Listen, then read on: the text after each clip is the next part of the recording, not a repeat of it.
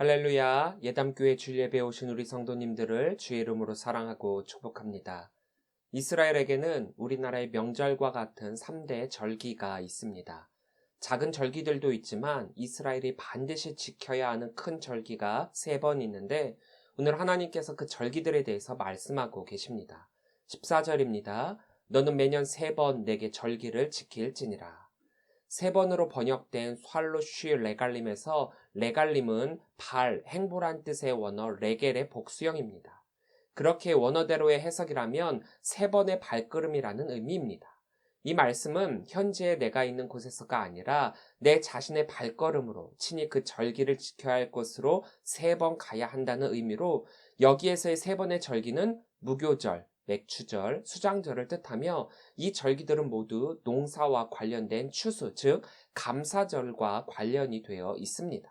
15절입니다. 너는 무교병의 절기를 지키라. 내가 내게 명령한 대로 아비벌의 정한 때에 이래 동안 무교병을 먹을지니 이는 그 달에 내가 애굽에서 나왔음이라. 빈손으로 내 앞에 나오지 말지니라. 절기로 번역된 하그는 지키다란 뜻을 지닌 하가그에서 유래한 말로 절기라는 뜻 외에 제사, 축제, 희생제물이라는 뜻을 가지고 있습니다.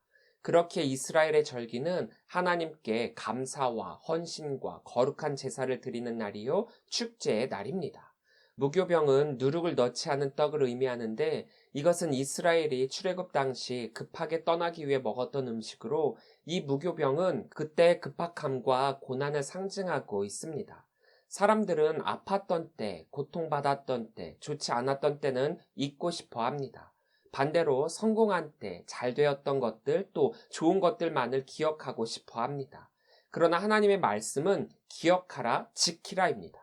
이 고난의 때를 잊고 싶겠지만 기억해야 할 것은 이때 고난의 마음을 기억하여 출애굽의 역사를 잊지 않음으로써 하나님의 은혜와 구원이 그들에게 얼마나 큰 선물이었는지를 기억하고 하나님 백성으로서 그 절기를 지키게 하기 위함입니다.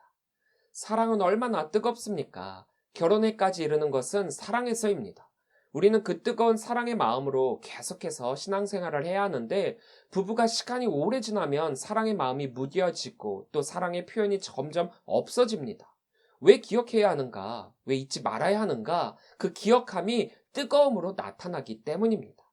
우리는 항상 뜨겁게 사랑하고 신앙생활해야 합니다. 하나님의 구원을 기억하는 성도는 결코 망하지 않습니다. 삶 속에서 나와 함께 하시는 하나님의 은혜를 날마다 깨닫고 감사하면서 더 깊은 신앙으로 나아가기 때문입니다. 그래서 하나님은 우리들에게 기억하라, 지키라 말씀하시는 것입니다. 무교절은 아비벌 15일부터 22일까지 지켰으며 그 첫날인 15일은 유월절로서 어린 양을 죽이고 그 피를 우슬초로 임방에 뿌리며 고기는 구워서 가족과 함께 먹었습니다. 또 이 기간 동안은 유교병, 즉 누룩이 있는 빵을 먹는 것이 아니라 지난 겨울에 심고 그 해 처음 수확한 보리로 만든 누룩이 없어 맛없는 무교병을 먹어야만 했습니다. 유월절이 지난 다음 날에 그 해 추수한 보리 한 단을 바치고 함께 번제도 드립니다. 무교절의 시작인 유월절 15일과 마지막 날인 22일은 안식일이며 이때는 번제와 속죄제를 드렸습니다. 빈손으로로 번역된 레캄은 손에 가진 것이 없는 이란 뜻으로 헛되이, 공연히, 성급하게란 뜻도 내포하고 있습니다. 그러니까 이 말은 단순히 손에 아무런 예물 없이라는 의미라기보다는 준비되지 않은 상태로 빈 신앙으로라는 의미로 해석할 수 있습니다. 즉 하나님께 나아올 때 예물도 예물이지만 몸과 마음이 준비되지 아니한 상태로 나와서는 안 된다라는 말씀입니다. 하나님께서 우리들에게 예물을 원하시는 것은 무언가 부족하시기 때문에 혹은 무언가가 탐나시기 때문이 아니십니다. 예물 그 자체가 아니라 그것에 담긴 정성, 마음을 원하시고 계십니다. 비대면 예배가 계속되고 있는 상황에서 교회에 나와 예배하지 못하는 분들이 주의 깊게 듣고 지켜야 할 말씀이기도 합니다. 깨끗한 몸과 마음으로 준비된 헌금과 함께 되도록 교회에 와서 거룩한 예배를 드리는 것이 가장 좋은 것이지만 상황이 여의치 않거나 또 그럴 수 없는 이유가 있다면 집에서나마 교회에서 예배하는 것과 똑같이 몸과 마음을 치장하고 준비하여 영상 예배를 드려야 합니다. 처음에는 이 부분을 잘 지키며 영상 예배를 한 듯 했지만 시간이 오래 지나고 너무 익숙해지다 보니까 어느덧 편한 상태로, 편한 복장으로, 편한 마음으로 영상 예배를 하는 분들이 많이 있습니다. 자다 깨어 부스스한 옷차림과 눈에 눈곱이 낀 상태로 해롱거리며 여타 다른 유튜브나 TV 보듯 영상 예배에 참여해서는 안 되고 미리미리 준비하여 예배 시간이 딱 되면 비록 집이지만 교회에서 예배하듯 거룩하게 예배를 드려야 합니다. 하나님은 이 예배가 하나님께로만 향한 온전한 예배가 되길 원하시고 계십니다. 다시금 예배를 향한 몸과 마음을 추스르고 현장 예배와 영상 예배에 거룩하게 참석하시는 성도들이 되시기를 바랍니다. 16절입니다. 맥추절을 지키라. 이는 내가 수고하여 밭에 뿌린 것의 첫 열매를 거둠이니라. 수장절을 지키라. 이는 내가 수고하여 이룬 것을 연말에 밭에서부터 거두어 저장함이니라. 맥추절로 해석한 하그 하카츠르의 정확한 뜻은 추수의 절기입니다. 지난 겨울에 심은 보리를 맨 처음 수확하고 바친 무교절 이후에 가을에 거두는 추수의 첫 열매로 익은 보리나 밀 같은 곡식의 수확에 대해 감사드리는 절기입니다.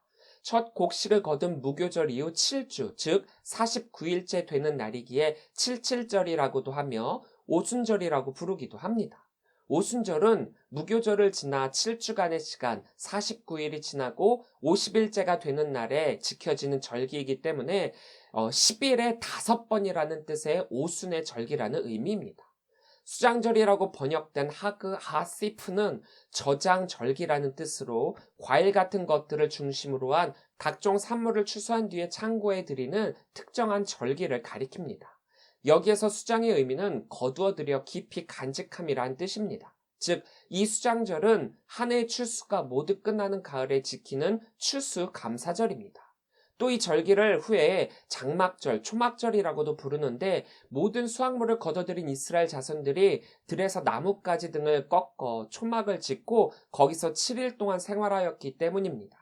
이렇게 7일 동안 불편한 장막 생활을 하는 까닭은 출애굽 이후 40년간 광야에서 장막 생활을 하던 그 고난의 경험을 기억하면서 하나님께서 가나안 땅으로 인도하여 주셔서 이스라엘의 생명을 보존시켜 주셨고 또 가나안에 정착하여 그 땅에서 풍성한 음식을 가질 수 있도록 한 하나님의 은혜를 다시 한번 기억하여 감사의 제사를 드리고 기쁨의 축제를 즐기기 위함입니다. 18절입니다. 너는 내 제물의 피를 유교병과 함께 드리지 말며 내 절기 제물의 기름을 아침까지 남겨두지 말지니라. 제물의 피는 하나님께 거룩한 제사를 드리기 위해 제물로 잡은 그 짐승에게서 흘러내린 피를 가리킵니다. 이 희생 제물의 피는 특히 유월절 어린 양의 피를 가리키는데 이 피가 하나님께 드려졌다는 점에서 이 피는 곧 거룩하다는 의미를 가지고 있습니다. 그런데 이 피를 유교병과 함께 드리지 말라는 것은 누룩과 관련이 있습니다. 유교병은 누룩이 들어가 발효된 빵을 뜻하는데 성경에서는 다른 물질을 발효시켜 부풀리게 하는 이 누룩은 부패와 죄악을 상징했습니다. 거룩을 강조하신 하나님께서 거룩의 의미가 담긴 제물의 피와 또 죄악을 상징하는 누룩의 빵이 함께 해서는 안 된다라는 것을 강조하고 계십니다. 제물의 기름은 하나님께 제물로 바쳐진 유월절 어린 양으로부터 흘러나오는 기름입니다. 율법의 규정을 보면 희생 제물의 피와 기름은 제사장에 의해서 특별하게 불태워져 하나님께 화제로 드려졌습니다.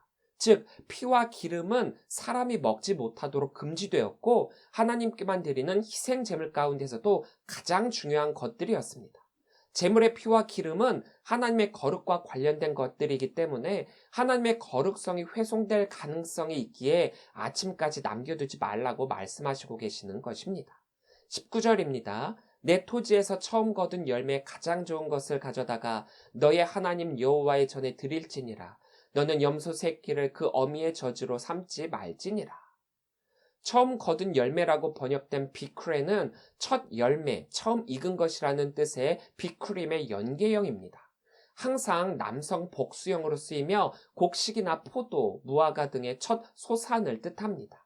가장 좋은 것이라고 번역된 레슈트는 첫째, 으뜸이라는 뜻으로 처음으로 열린 열매뿐 아니라 가장 훌륭하고 좋은 것이라는 의미를 가지고 있습니다.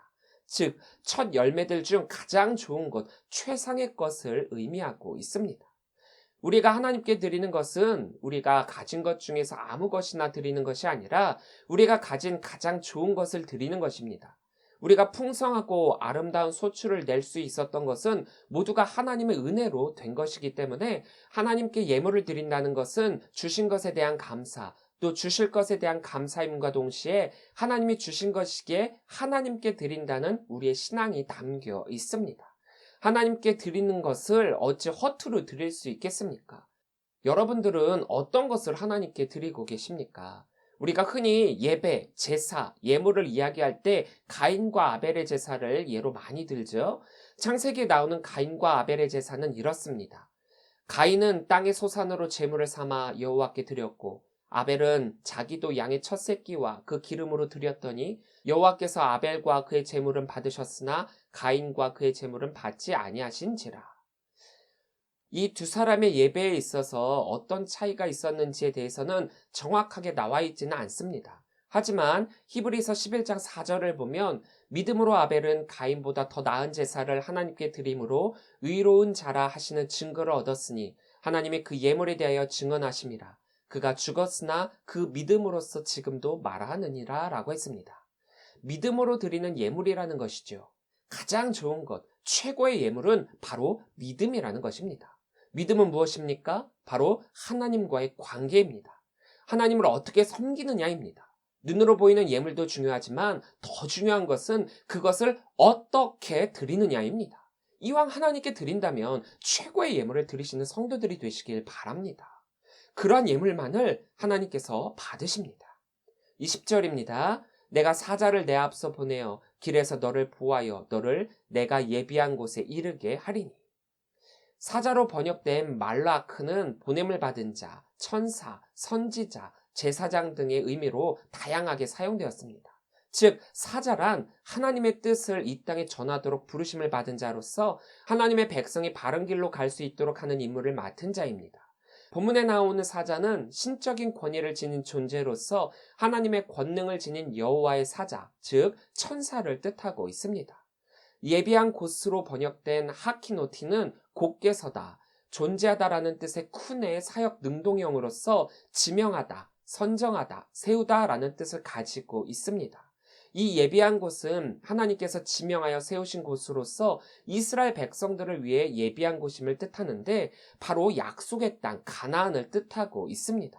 그런데 이 예비한 곳, 약속의 땅으로 갈 때에 그냥 그들만 보내는 것이 아니라 그들 앞서 여호와의 사자를 통해 보호하고 그곳으로 갈 수 있도록 하시겠다는 말씀입니다. 하나님은 무턱대고 말씀하시거나 아무런 계획 없이 약속하시는 분이 아니십니다. 인간이라면 생각 없이 말하고 아무렇게나 이야기하다가 실수하기도 하고 또 그 약속을 파기하기도 하지만 하나님께서 이스라엘을 출애굽시키시고 그들을 인도하셨을 때는 이미 다 준비가 되어 있으셨습니다.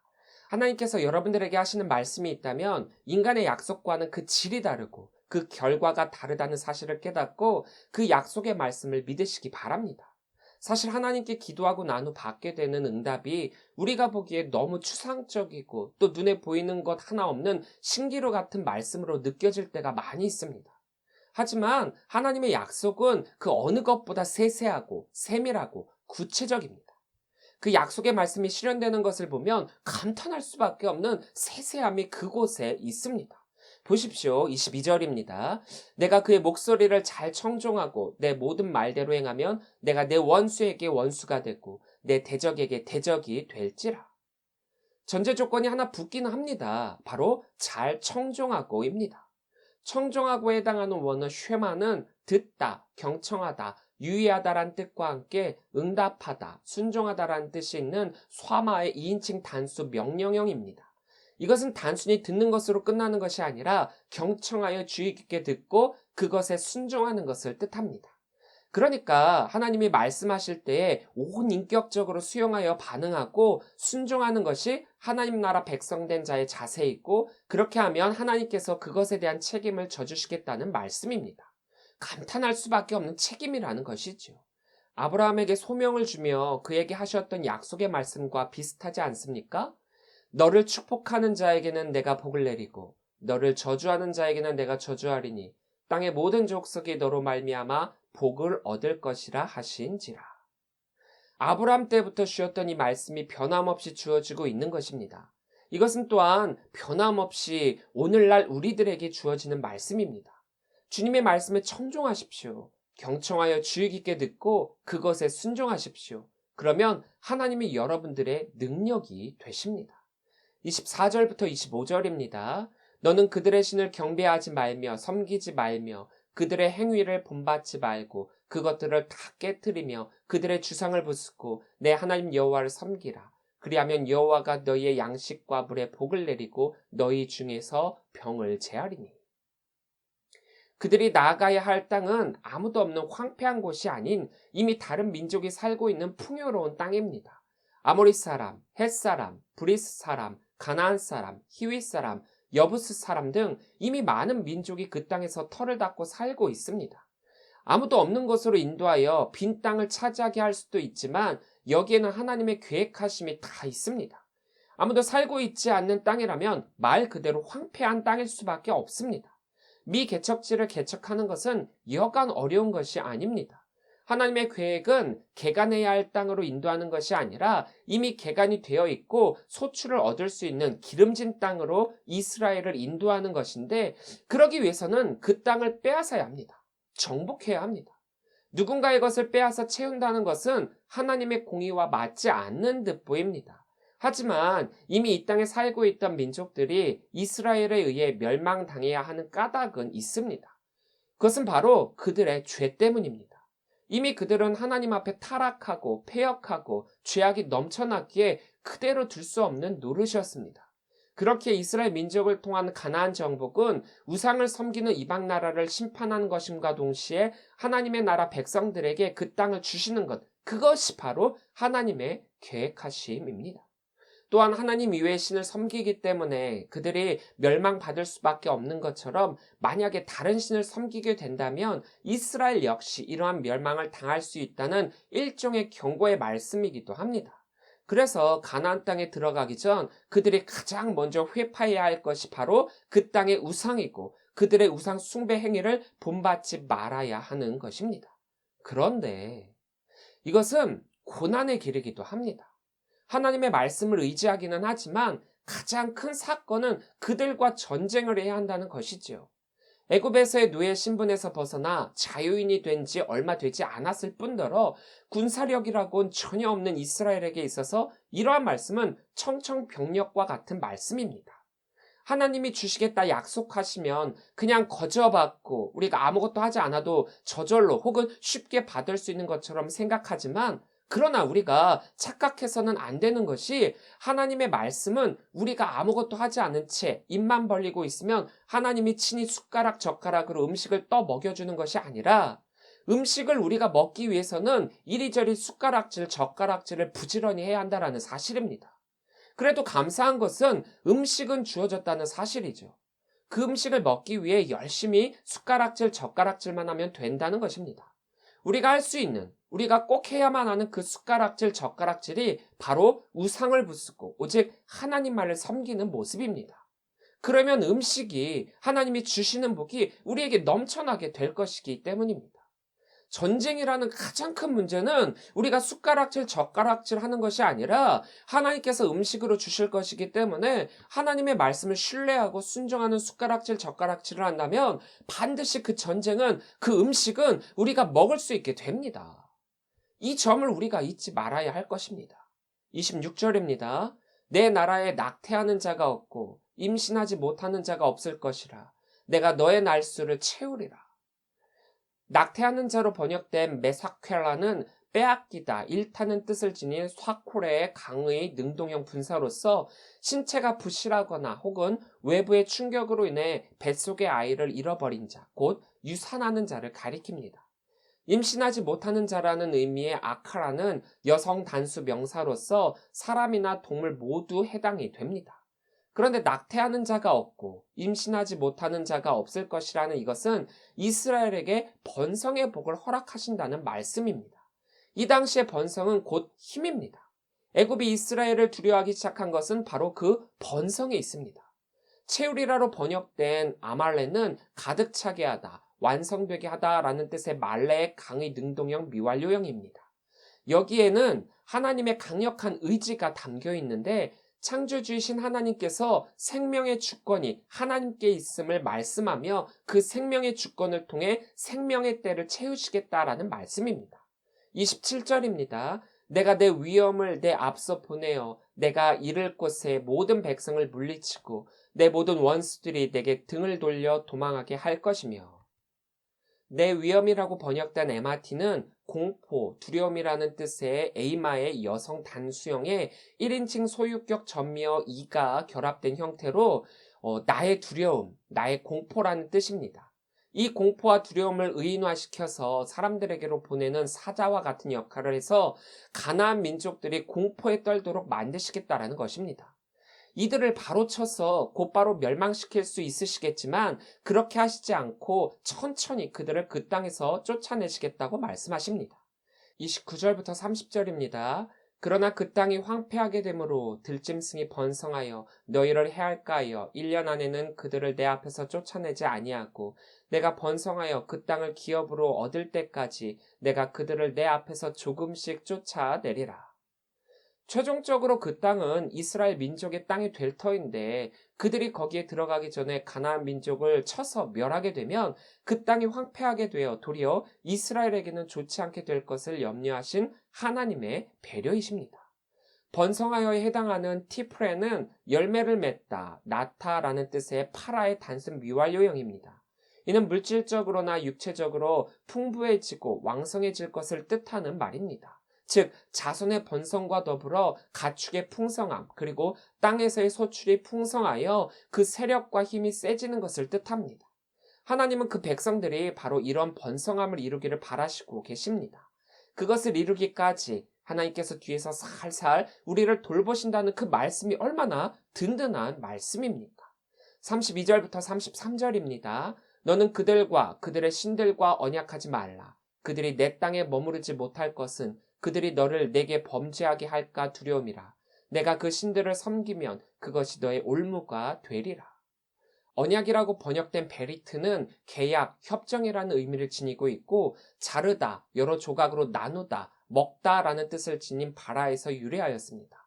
보통 언약 체결 시 당사자 두 사람은 동물을 두 조각으로 잘라서 그 사이를 지나가고 함께 음식을 나눔으로써 그 언약의 신실성을 강조했습니다. 언약을 파기한 자는 두 조각난 동물처럼 죽임을 당할 것이고 음식을 함께 나눠 먹는 것처럼 쌍방이 운명을 함께하는 공동체임을 확인했습니다. 이렇게 이방인들과 언약한다라는 뜻은 그들과 운명 공동체가 되어 그들이 믿는 신들을 함께 믿겠다라는 의미도 포함되기 때문에 이방의 신들뿐만 아니라 이방인들과도 언약하지 말라고 말씀하신 것입니다. 만약에 그들과 언약하게 된다면 그들 신들을 인정하게 되고 우상 숭배를 하게 될 것이며 또 타락한 그들의 문화로 말미암아 이스라엘은 영적 육적으로 타락하고 범죄를 저지르게 될 것이기 때문입니다. 복을 받아야 마땅한 하나님의 백성이 도리어 심판과 멸망의 도구가 된다면 얼마나 어리석은 짓입니까? 거짓된 우상신의 울미에 빠지게 된다면 거기서 벗어날 수 없고 공의의 하나님으로부터 사형 선고를 받을 수밖에 없습니다. 올무에 해당하는 모케쉬는 덫을 놓다, 덫으로 잡다라는 뜻을 지닌 야코쉬의 명사형으로서 덫, 함정이라는 뜻을 가지고 있습니다. 나는 얼마든지 그들 안에서 내 신앙과 내 믿음을 지킬 수 있다라는 자신감을 가지고 그들을 맞이할 수 있을지는 모르겠지만 결국에는 그것이 나를 망가뜨리고 멸망시키는 덫이 될 뿐입니다. 내 신앙의 상태를 과신하거나 인간적 의지를 믿어서는 안 됩니다. 종교다원주의 속에서의 기독교가 조심해야 하는 것이 여기에 있습니다. 많은 종교 속의 한 종교로서의 기독교라는 마음가짐이 아니라 기독교만이 참 진리이고 다른 거짓된 종교에 흔들리지 않을 강한 믿음을 소유해야 하는 것이 우리들의 모습이 되어야 합니다. 크리스찬으로서 이 세상을 살아가는 것은 쉽지 않습니다. 물질 만능주의 속에 살아가는 우리들로서 물질을 최우선시해야 하는 이 상황 가운데 물질보다 더 우선시해야 하는 것을 붙잡는다라고 하는 것은 참으로 어려운 일입니다. 하나님이 우리들에게 말씀하시는 것은 언제나 세상의 가치와 정반대되는 것들입니다. 강해지고 싶으냐? 약해져라. 갖고 싶으냐? 주어라. 부자가 되고 싶으냐? 가난해져라. 물론 하나님이 말씀하시는 바를 잘 이해해야 합니다. 우리가 진짜 약해지고 가난해지고 주기만 하는 자가 되라는 말씀이 아닙니다. 우선순위 문제라는 것이죠. 하나님과 예수님을 우선순위에 두다 보면 세상이 말하는 것들과 다른 것을 추구하게 될 것이고 그 가치는 세상과 다르다는 말씀입니다. 세상에 두려워 보이는 것들이 참 많이 있습니다. 우리를 두렵게 만드는 것들도 참 많이 있습니다. 세상이 말하는 그것들을 소유하면 강할 것 같고 그것들을 소유하면 무서울 것이 없는 완전 무결한 사람이 될 것만 같습니다. 그래서 그것에 끼웃거리고 그것을 더 우선순위에 둡니다. 하나님의 말씀을 듣는 것은 왠지 손해보는 것 같고 실패하는 것 같고 찐따같이 보이고 어리석은 것처럼 보입니다. 그래서 다른 사람의 손가락질에 무너지고 있습니다. 크리스찬으로서 이 세상을 살아가는 것이 너무나도 힘듭니다. 그런데 오늘 본문을 잘 살펴보면 하나님은 강력하게 노라고 말씀하십니다. 계속해서 강력 부정어인 로를 사용하시며 금지하고 계십니다. 안 된다라고 말씀하십니다. 하나님께서 우리가 이런 것들과 마주하게 될 것을 모르고 그렇게 말씀하신 것입니까? 아니죠. 너무 잘 알고 계시니까 강력하게 말씀하시는 것입니다. 그것들에 절대로 넘어지거나 절대로 무너져서는 안 되기 때문에 더더욱 말씀하시는 것입니다. 사랑하는 성도 여러분, 우리가 가는 길은 평탄한 길이 아닙니다. 쉬운 길이 아닙니다. 누구나가 갈 수 있는 길이 아닙니다. 십자가의 길이요, 순교자의 삶입니다. 십자가는 사형 도구이자 멸망의 도구이죠. 죽음에 이르게 하는 길입니다. 하지만 예수님께서 그 십자가를 지신 이후 십자가의 길은 멸망의 길이 아닌 승리의 길이요, 생명의 길입니다. 비록 십자가를 진다는 것이 너무 힘든 것임에는 틀림없지만 그 십자가가 있음으로 인해서 우리는 다시금 나음을 얻었습니다. 십자가의 도가 멸망하는 자에게는 미련한 것이요 구원을 받은 우리에게는 하나님의 능력이라. 우리에게는 강력한 한방이 있습니다. 하나님의 어퍼컷이 있습니다. 세상이 바라보는 우리는 미련한 것처럼 보이지만 사실 미련한 것이 아니라 하나님의 능력입니다. 이 세상을 이길 아주 강력한 어퍼컷입니다. 하나님과 함께하고 하나님의 말씀에 청종함을 통하여서 이 세상을 능히 이기시는 성도들이 되시기를 바랍니다. 하나님이 주실 놀라운 은혜와 은총이 여러분들의 삶 앞에 놓여 있음을 기대하시고 그것들을 누리시는 성도들이 되시기를 주의 이름으로 간절히 축원합니다.